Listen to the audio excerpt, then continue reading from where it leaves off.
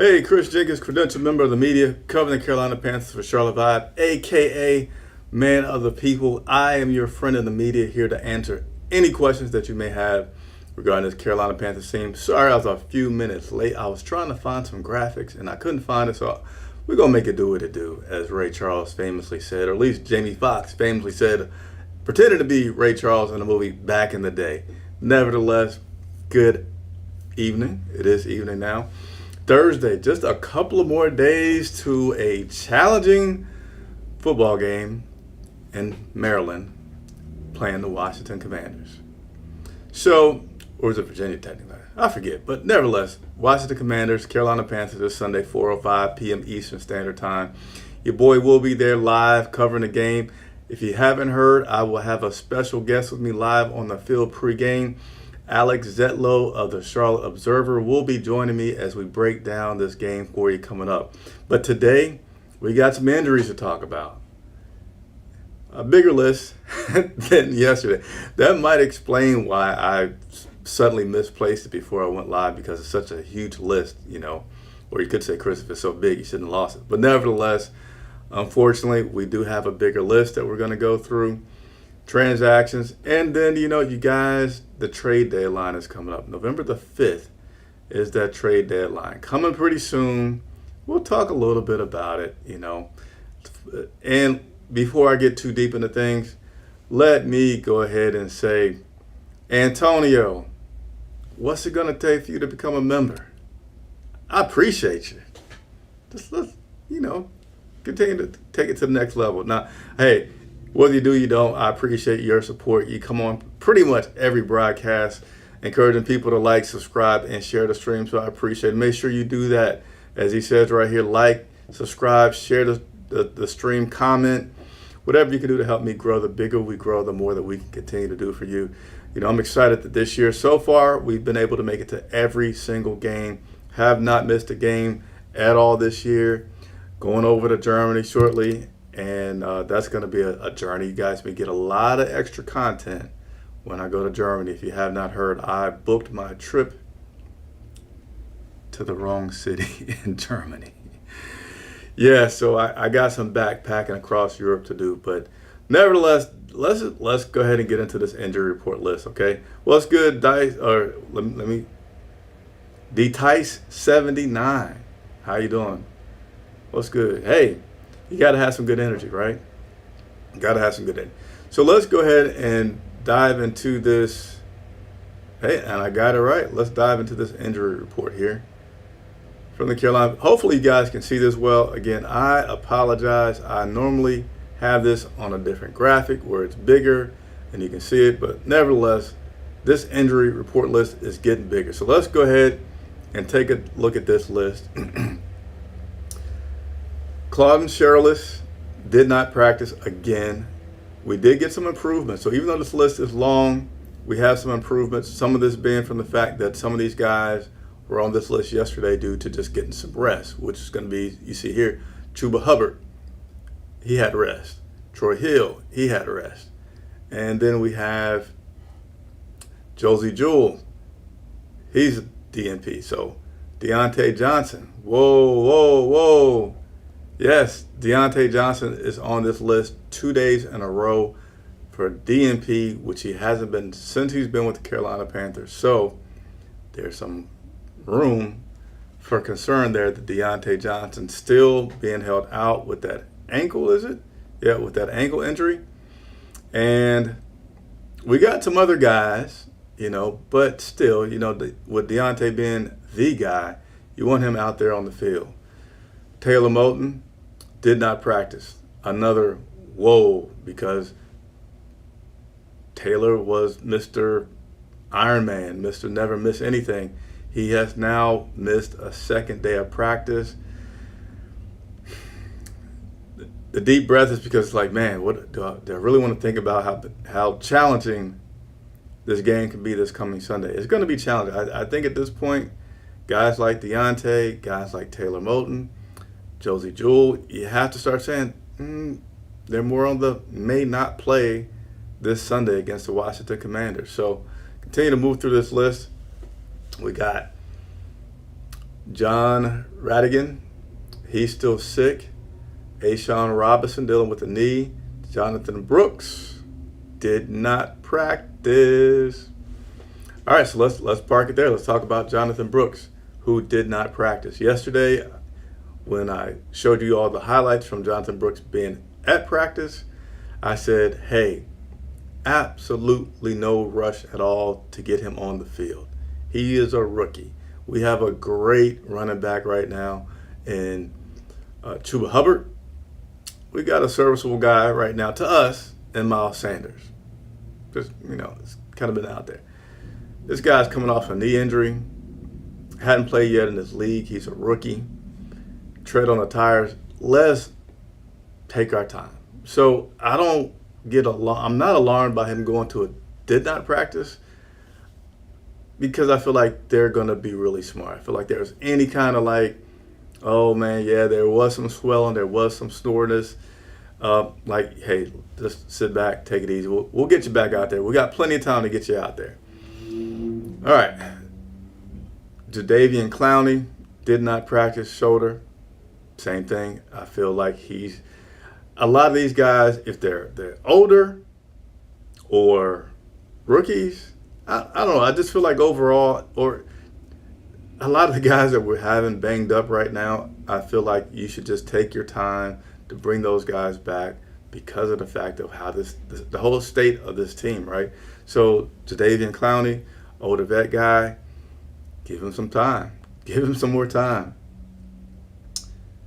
We have David Moore, Labron Ray, both still limited in practice. But here we have some improvements. So Andrew Rame, who's been in the concussion protocol for several weeks now, he was a full participant. So there's some improvement right there. Nick Scott dealing with his hamstring. Tommy Trumbull, once again, there's some improvement there. So Tommy Trumbull, let me scroll this up for you all a little bit. Tommy Trumbull, I might can zoom in for you. Can I zoom in? Thought I could zoom in, but looks like I can't. Sorry about that. So anyway, Tommy Trumbull, with his concussion protocol, he was a full participant in practice today. So again, some more applause there, because that's a good thing there for Tommy Trumbull. Sorry, you guys probably heard a little feedback there. Let's continue to work through this. So many, I lose track. Dane Jackson. So this next bunch, they don't really have to be on here. They just have had previous windows to return, so they have to be on here. But Dane Jackson, Jaden Crumdy, Sam Franklin Jr., they were all full participants in practice today as they continue to look good to, make it to that 53-man roster with that window being open to return. So look for some transactions, probably tomorrow, definitely Saturday for these guys. Some new ones, all right? So we have 4 new people on this list. I repeat, 4. It's Thursday. We got 4 new people on this injury list. And by the way, practice today was going to be padded, so that may have also played a reason in Jonathan Brooks not coming out there again. If he had something going on with that knee, today's padded, you want to hold him back. So just thought about that. I wanted to share that with you guys. So 4 new people have been added. That would be Ikem Ekwonu dealing with the elbow. He was limited in practice today. Marquise Haynes, this is not good. Marquise Haynes with his back. Now, I'm not going to pretend to be an expert historical knowledge on these players, but I believe when Marquise was here last, he had like a season and a half of injuries, and I really feel like it was on his back. I don't know. We'll have to Google it later. This is live. I don't want to take all the time up going back in there, but Marquise Haynes, he took about a week to be game ready. He played very limited snaps. Man, I think he only played I know it was a handful. Let me look this up. Because I don't think it was like 5. Let me see here. All right. He had more than 5. He had 7. Marquise Haynes. I'm not laughing at the guy. Please don't confuse that as such. I'm laughing because it's like it's like a laughter to keep from crying, man. We had the guy out there for only 7 snaps, and now he's on the injury report with his back. You know, we need help everywhere, and just can't seem to catch it anywhere. But nevertheless, Marquise Haynes, outside linebacker, he was dealing with the his back being injured there. We also got Ian Thomas, who is recently back, limited in practice with his hip, and Yosh Nijman, he was a full participant in practice. He has been dealing with a knee, so I'm not sure exactly to the extent of that, but nevertheless, that is your mile long. Look at this. You got to scroll up. Look at that. I don't know how many players that is. Let's guess. 1, 2, 3, 4, 5, 10, 15. It's a lot. You know, I feel like there's darn near 20 players that's on that injury report list. But you know what? I appreciate all you guys so much that support this channel. You don't know how, well, let's just say sincerely, I appreciate it. So I'm trying to find the right words to say I appreciate it so much. So let's just go ahead and get into it. We just got a super chat from a member, T Green. And so sometimes I get a little lost at words for what to say with these super chats because they are so heavily needed. Like, I don't just say we're supported. Like, every dollar to travel, to pay the other workers, all that stuff comes from when you guys do super chats. And, you know, understandably, the team's a little slow, not too good. So money's slowed down. And I'm like, man, I got to keep this up. I love what I do. I need the support. I just don't want to ask for it all the time. So when I get a big support like this from T Green, yeah, your boy kind of gets hesitant, gets a little choked up because he appreciates it and needs it. So thank you very much, T Green. Hey, Chris, just stopping by on my way to work. Hopefully this is the game where we can take command. T Green, I love the attitude. It's going to be tough, though. It's going to be tough. But I love the attitude. I hope so. Ali Bodrick, one of our members here, saying welcome back. Appreciate you. And my man, C-Dog. How you doing, C-Dog? Appreciate you very much. Appreciate everybody that has a moment to stop by and take a moment at a time. Ken88 as well. So let's go ahead and get into some things that took place today. We had the option. We had the ability to talk to Ivero as well as Brad Isaac. I'm not sure if it's Isaac or Idzik. But nevertheless, that run defense has been atrocious. The front line has been, on the defensive side, has been pretty darn bad. Ivero knows it. Hey, can we do something differently? Can we get a 4-man front? You know, we're always evaluating what we do, and whether you're doing well or not, we're always evaluating how we can be better. And so, you know, I don't want to give away too much game plan information, but, you know, yes, we're always in constant evaluation, and we know that we haven't been good enough in that area. Got to coach better, got to play better, and we'll try to do that. So, yeah, he can't say whether or not we're going to see a 4-man front. Of course, he can't say. And I think we will see some different things. I've been saying at this point it's time to throw some risk in there. It has to be calculated because the personnel as it stands isn't good enough, right? So you got to throw risk, whether you change 4-man front, whether you do some different blitzes. Now, it won't change like your base of who you are, but you just got to try to find some points to, hey, let's throw this wrinkle in here on this possession or in this quarter. Let's throw this wrinkle in it. We're going to have to try to do some things like that to try to help this defense out because we just flat out don't have the personnel. And at this point, we're freaking out of people just about. But that was Ivero on a 4-man front. Now, we, on the other side of the ball, have had a surprise. Some people may say, well, it's not a surprise to me. But Jalen Coker, undrafted free agent, made the team. He's getting reps, getting more reps than Jonathan Mingo. Coaches talked about Coker and his performance so far this season.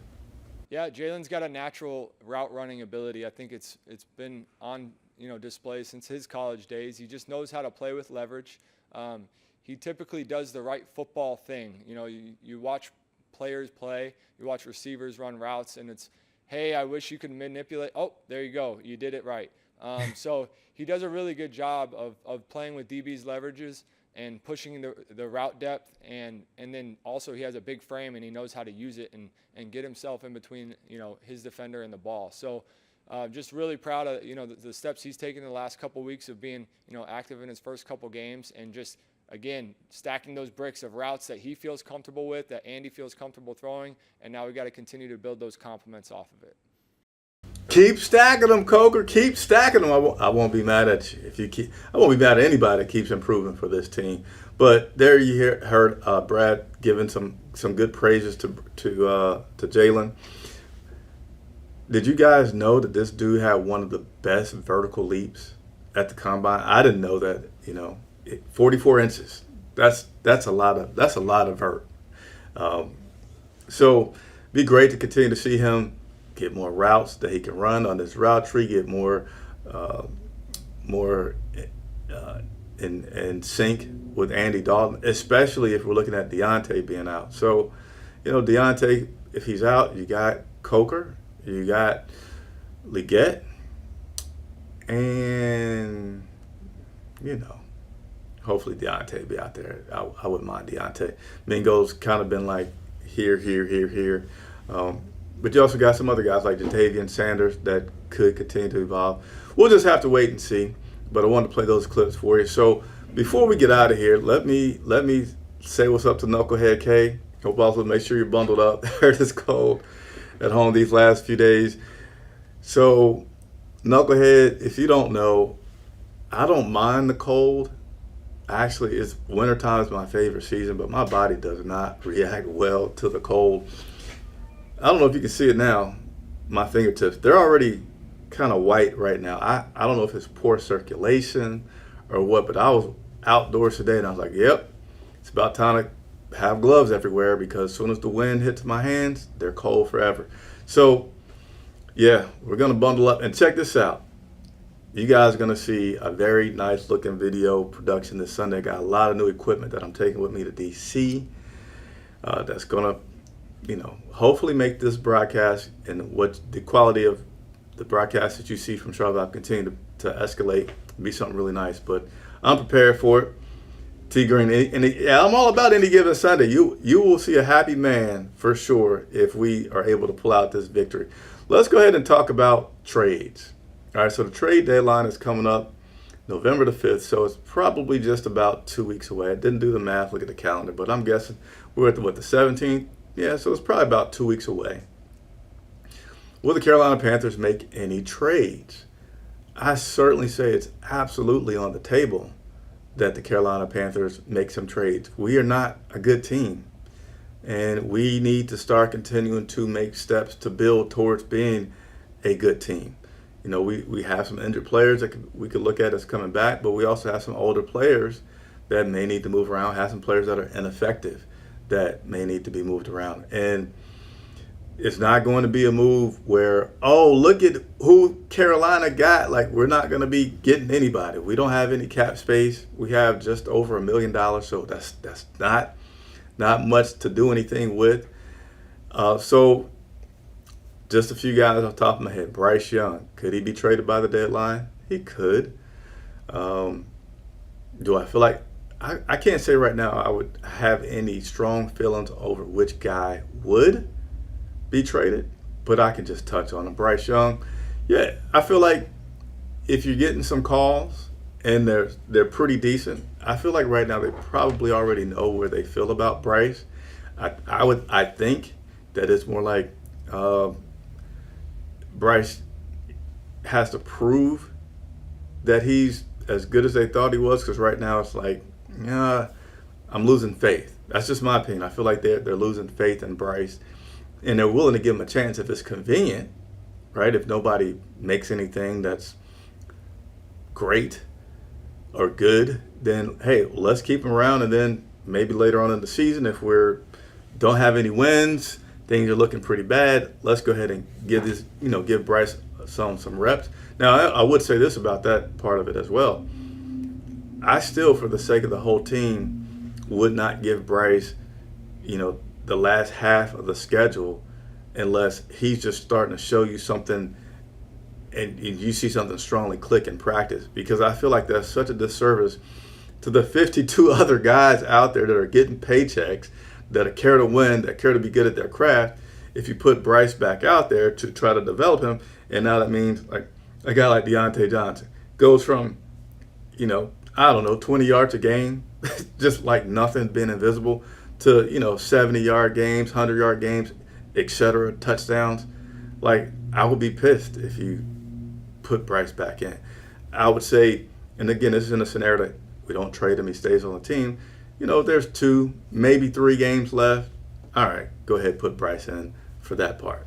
Because me as a player, I don't have to deal with it too long if he does not work out well. There's also a danger in that if you put him back out there and he doesn't work out well, then it's like, well, now you just hurt your trade value. So you better hope that you feel strongly that you can develop him. So you got to factor in all of that into how they make that move. Who else I have next? Miles Sanders. I'm all about a Miles Sanders trade. All about a Miles Sanders trade, especially as Brooks get healthy. Blackshear is serviceable, but the way that things have been going on this offense right now, Chuba's getting pretty much all the snaps. And whoever comes in could kind of be anybody, right? So you don't have to have a guy with a big contract like Miles Sanders. He doesn't have a huge contract, but he got one of the big ones. You don't have to have him back there, and if you can get free up some cap space for, and letting him go and get something late draft and doing that, I say, hey, free up the cap space. Adam Thielen, he is in contract for 1 more year. I forget how old Adam is. I'm not like doing flips over saying let's get rid of Adam, but you do have Coker developing. You do have Leggett developing. So, and I'm thinking out loud here, as you may can tell. I don't think I'd be too upset at that. If you continue to see those guys developing and doing production as they have been, that's something to consider for sure. Deontay Johnson, no, I'm not about giving Deontay Johnson up. Like, if he is the guy, why we only have him for 1 year, then give him up? So I'm not for that one. And Jonathan Mingo, I feel like that's a tough one. I know I've seen it out there, giving up Jonathan Mingo. He has 2 more years on his contract. This is his 2nd year. Yeah, I mean, that's one of those ones that could happen, but I feel like it could happen because somebody on this team is familiar with Jonathan Mingo, or this person on this team was previously on the staff that Mingo was in, and like some kind of connection behind the scenes that has somebody feeling like, okay, this is good. Like, I forget the guy's name. He was our last draft pick this year, and he went out to Seattle. And, that was because of the connections with some of our staff in Seattle. And it's like, hey, I know can you get this back? Here you go, kind of deal. I know I'm just doing a lot of stuff with my hands. I don't know where it's come from. But that's the kind of case that I would see Jonathan Mingo with the trade. So that's pretty much all I have for you all today. I say all I have, but that was a good show, right? I'll give myself a round of applause. Good show, Chris. Good show. Let me see if there's a few more comments to get to before we get out of here. T. Green, wish me safe travels. Thank you very much. Antonio saying, praying for a couple of wins to build our team's morale. That would be nice. That would be. By the way, miscellaneous, for the game in Germany, an NFL exec has reported that their tickets are doing pretty good for this game in Germany, better than the one a couple of years ago. So that's pretty cool. Michael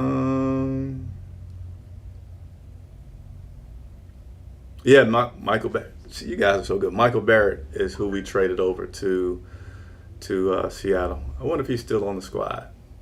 Let's do a quick Google before we get out of here. Michael Barrett. It says he is with. No, man, he's bounced around already. Gosh darn it, the heck. He was with the Panthers, then he was with Seattle, and now he's currently with the Cleveland Browns. I miss Michael in the sense that he played with Chris Jenkins in college, and that was like our cool connection when I interviewed him, that he talked about like, hey, I'm going to remember your name. And here I am forgetting his name, but having the same name as his close friend Chris Jenkins, me being Chris Jenkins, that was pretty cool. So do we play the Browns? We don't play the Browns. Nah, we don't play the Browns. I was going to say I might get a chance to see Michael. Nevertheless, that'll wrap us up. As Dom said, let's conclude with making sure you just take a second, hit that like button. It'll cost you nothing. It's free. I'd appreciate it. It's going to make me smile. Helps my channel grow. Hit that like button.